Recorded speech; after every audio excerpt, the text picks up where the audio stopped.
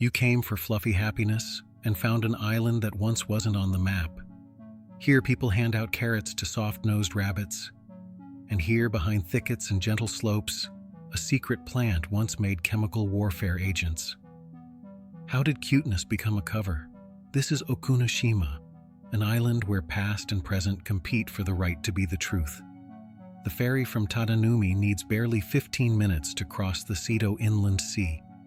Okunoshima is small, walkable in a loop, and its first greeters are rabbits, a tide of ears and whiskers gathering at the sound of rustling bags. That first impression is by design now. The Rabbit Island brand brings families, cameras, and pellets. Keep walking, and a second layer appears. A circular concrete foundation like an empty well, a sunken plinth, a vent shaft, a warning sign. Okunoshima was once removed from official maps. The island's geography made secrecy convenient. Water all around, simple supply lines, no nearby dense population. Today the map is back, but the tension between visibility and concealment remains underfoot. After the First World War, states promised restraint. Militaries prepared for the opposite. Japan signed the 1925 Geneva Protocol, which banned use, but not research and stockpiling, of chemical and biological weapons.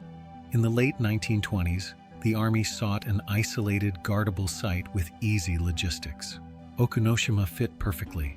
Construction in 1927-1929 produced a closed facility.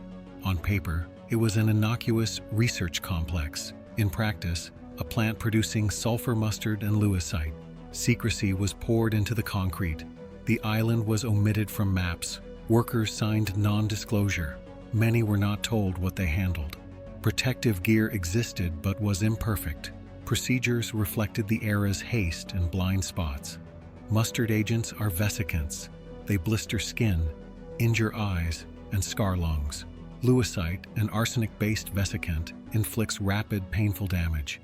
Inside, the plant looked like any heavy industry: pipes, valves, gauges, drums, yet the illusion of full control never holds.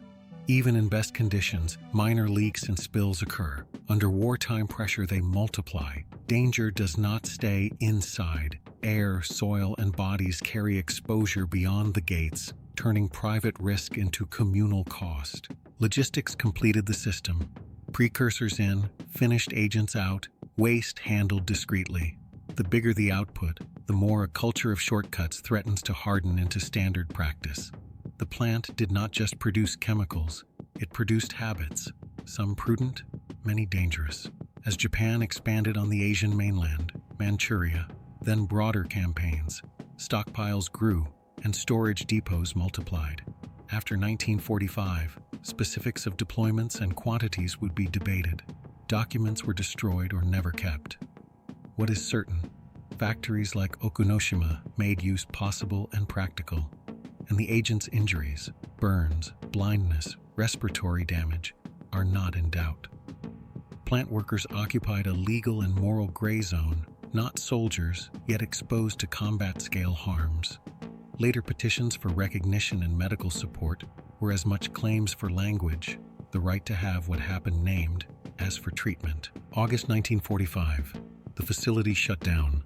Equipment was dismantled, paperwork burned, remaining chemicals disposed of with Allied involvement. No closure of a site like this is immaculate. Some records vanished by negligence, some by design. Concrete and rebar remained. So did chemical memory in soil and in bodies. How much decontamination is enough for a wrong kind of place? There is no neutral answer. Post-war Japan rebuilt its speed. There was little appetite to dwell on a once-erased island. Sampling and restrictions came, but not a comprehensive reimagining. The result is what you see: caution without spectacle, access without invitation. In the late 1980s, the Poison Gas Museum opened. Modest, careful, unsensational. Displays explain mustard and lewisite, mechanisms of harm, and workers' conditions. The power of the space lies in restraint. It refuses both denial and theatrical guilt. Curation here is a verb. Accurate naming, measured context, enough to stand with. Then it asks you to do the standing. Two stories circulate. The popular one, lab rabbits were released when the plant closed. The museum's stance, laboratory animals were culled. The rabbits you meet today likely descend from a small group introduced by schoolchildren in the 1970s. The difference matters. One tale offers a neat moral arc, the other a human whim that became an ecological force. On a small island, a booming rabbit population reshapes land. Burrows, grazing pressure, reliance on handouts. Bread and sweets harm them, pellets and greens are safer. The ethics of feeding is practical care, not austerity. Debunking the lab rabbit myth is not hostility to wonder. It is courtesy to truth, and truth, properly told, is more interesting than legend. You can spend a day here and never enter the museum. Cameras reward soft ears more than captions about lewisite. That's Disneyfication, not joy itself, but its choreography into a loop that omits friction. It doesn't have to be this way. Visit the museum first, learn the difference between a tear agent and a vesicant. Read the feeding instructions. Ask how visitor revenue can support preservation of honesty, not just cuteness. Postcards and placards should cross. Ruins are not a set. Respect barriers. Don't enter sealed structures. Don't dig. Don't pocket artifacts. If you get hurt, you harm yourself and risk blunt crackdowns that punish everyone. Accuracy is responsibility too. Name agents. Describe injuries without gore. Admit uncertainty where sources diverge. Caution in language is not evasion. It's a method for staying near the truth. This is neither an exposé nor a postcard. Use quiet. Let the island breathe. Weave context into cadence. Geneva Protocol when you step into shade. Stockpiles with a shoreline pan. Workers' testimonies beside pitted concrete. If you cannot film inside the museum, don't sneak. Narrate what you learned outside. Treat the island as a partner, not a backdrop. Okunoshima's pattern, industrialization plus militarization, erasure, post-war silence, late remembrance, tourism that prefers lightness, repeats worldwide.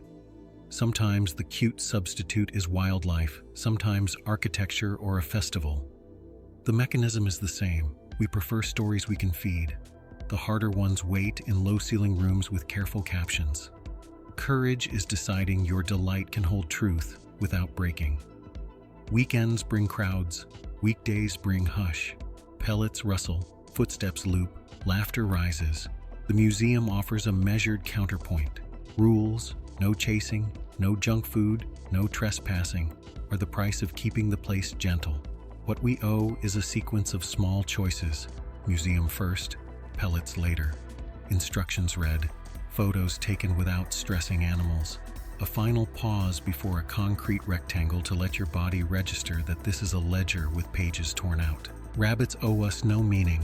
Ruins owe us no drama. We bring the hunger for both. Feed it differently. Let the ordinary be ferry rides and snacks. Let the extraordinary be words that restore what maps once erased. If you can hold both cuteness and darkness, you keep the island from being erased a second time, first by secrecy, then by sentiment. Okunoshima asks exactly that.